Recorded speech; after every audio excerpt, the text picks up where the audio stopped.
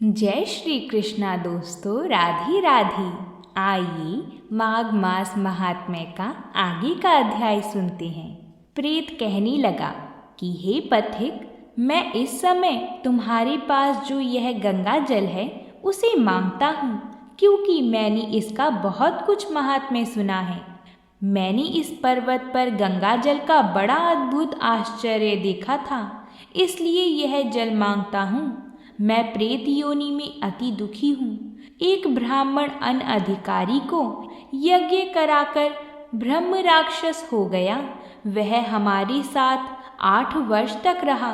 उसके पुत्र ने उसकी अस्थियों को इकट्ठा करके गंगा में कनखल स्थान में गिरवा दिया। उसी समय वह राक्षसत्व त्याग कर सद्गति को प्राप्त हुआ। मैंने प्रत्यक्ष देखा है, इसलिए मैंने तुमसे प्रार्थना की है। मैंने पहले जन्म में तीर्थ स्थानों में बड़े बड़े दान लिए थे और उनका प्रायश्चित नहीं किया था। इसी से मैं हजारों वर्ष तक इस प्रेत योनि, जिसमें अन्न और जल मिलना अति दुर्लभ है, दुख पा रहा हूँ। इस योनि में मुझको हजारों वर्ष बीत गए। इस समय आप जल देकर मेरे प्राणों को, जो कंठ तक आ गए हैं, बचाओ। कुष्ठ आदि रोग से भी मनुष्य प्राणों को त्याग करने की इच्छा नहीं करता।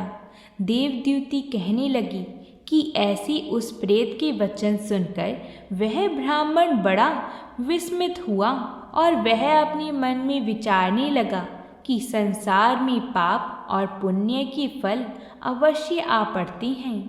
देव, दानव, मनुष्य, कीड़े मकोड़े भी रोगों से पीड़ित होते हैं। बाल तथा वृद्धा को मरण, अंधा तथा कुबड़पन, ऐश्वर्य, दरिद्रता, पांडित्य तथा मूर्खता सब कर्मों से ही होता है।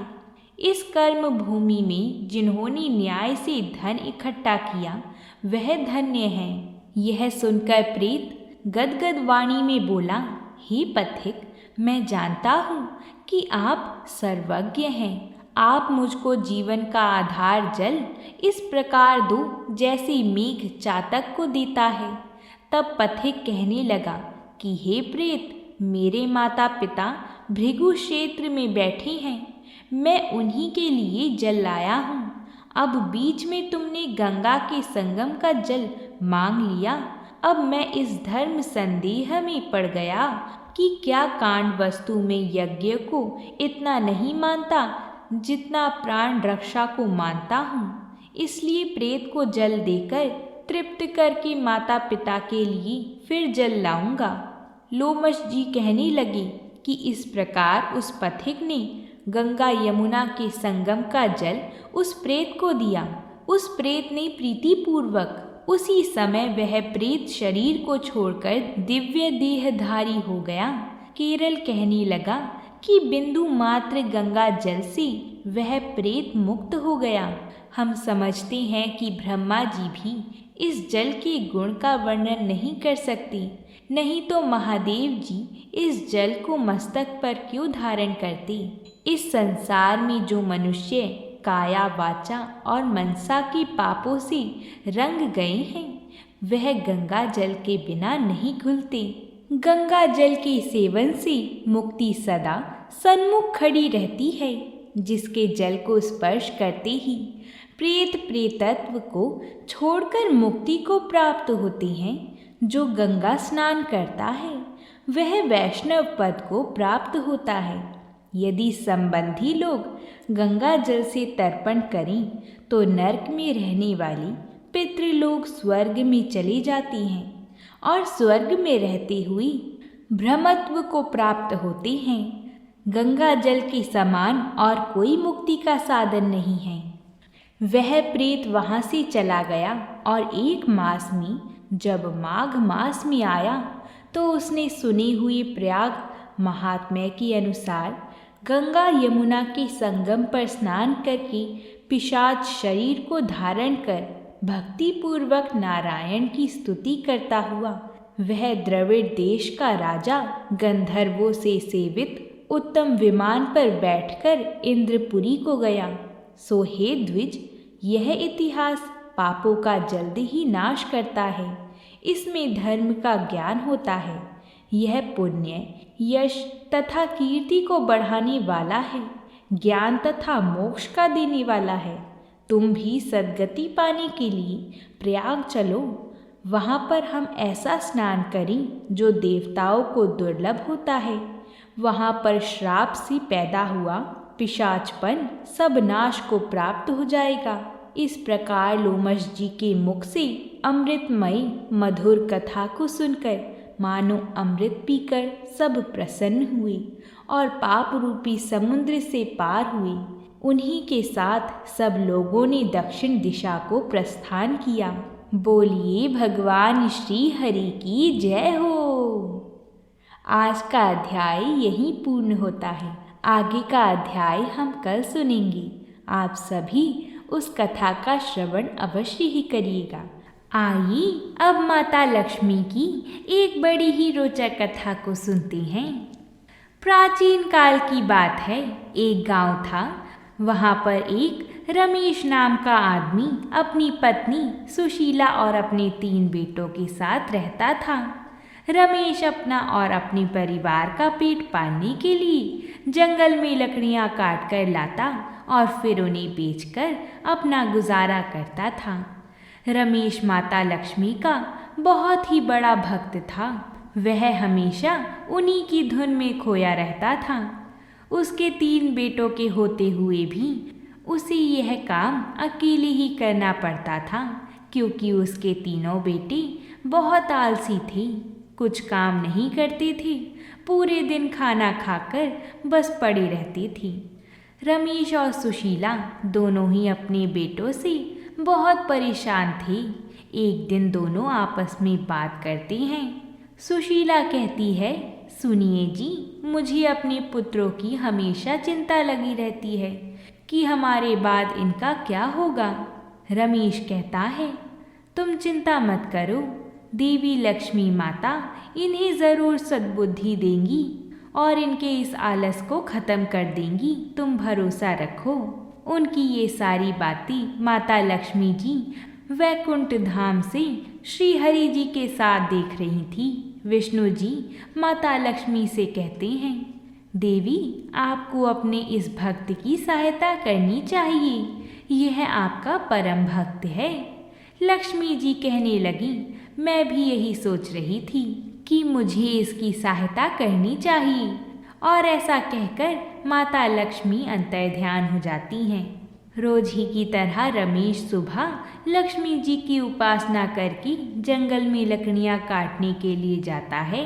वह लकड़ियाँ काट ही रहा होता है कि पीछे से उसे एक कन्या की आवाज़ आती है। वह पीछे पलटता है तो देखता है कि एक छोटी सी बच्ची उसके सामने खड़ी थी। रमेश उससे पूछता है, तुम कौन हो बेटी और अकेली इस जंगल में क्या कर रही हो? कन्या कहती है, मेरा नाम लक्ष्मी है, मेरा इस दुनिया में कोई नहीं है, मैं यहीं जंगल में रहती हूँ और फल तोड़कर खाती हूँ। आप मुझे अपने साथ रख लीजिए, मैं आपके सारे काम करूँगी। रमेश को उस पर दया आ जाती है। रमेश सोचता है, मैं इसे कैसे अपने साथ रख सकता हूँ, हमारे पास तो खुद खाने के लिए पर्याप्त भोजन नहीं होता, तो मैं इसे क्या खाने को दूंगा। फिर वह कन्या कहती है, क्या हुआ, आप मुझे अपने साथ नहीं ले चलेंगी? वह इतने मीठे स्वर और प्रेम से यह बात कहती है कि रमेश का हृदय पसीज जाता है और वो उसे अपने साथ रखने के लिए मान जाता है। वह कहता है, जहाँ मैं अपने 3 आलसी बेटों को खिला सकता हूँ तो इसे भी खिला ही दूंगा।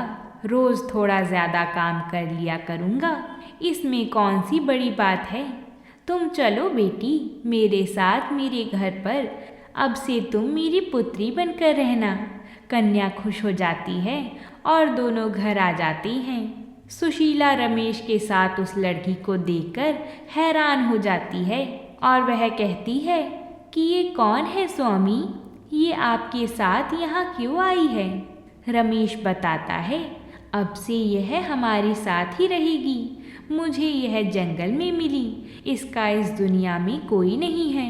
अब से हम ही इसके माँ बाप हैं और ये हमारी पुत्री है। सुशीला कहती है, ये आपने बहुत अच्छा काम किया है। हमारी कोई बेटी भी नहीं थी। मैं इसे अपनी ही पुत्री जैसा प्रेम करूँगी। तब वह पुत्री लक्ष्मी अगले दिन से ही घर के सारे काम करने लगी और एक एक करके घर का सारा काम निपटा देती थी और सुशीला को कुछ भी करने नहीं देती थी। सुशीला उसे कहती है, तुम इतने सारे काम मत करो, थक जाओगी, लाओ मैं तुम्हारी मदद करती हूँ। तब पुत्री लक्ष्मी कहती है, नहीं माता, आप चिंता मत कीजिए, आप आराम कीजिए, मैं सारे काम कर लूँगी। और वो घर के सारे काम कर लेती है। सुशीला खाना बनाने के लिए जा रही होती है कि तभी लक्ष्मी जी कहती हैं, लाओ माँ, आज खाना मैं बनाऊँगी। सुशीला कहती है, हाँ बेटा, खाना बनाने जा रही हूँ। तुम्हारे पिताजी आते ही होंगे और तुम्हारे भाइयों को भी भूख लगी है।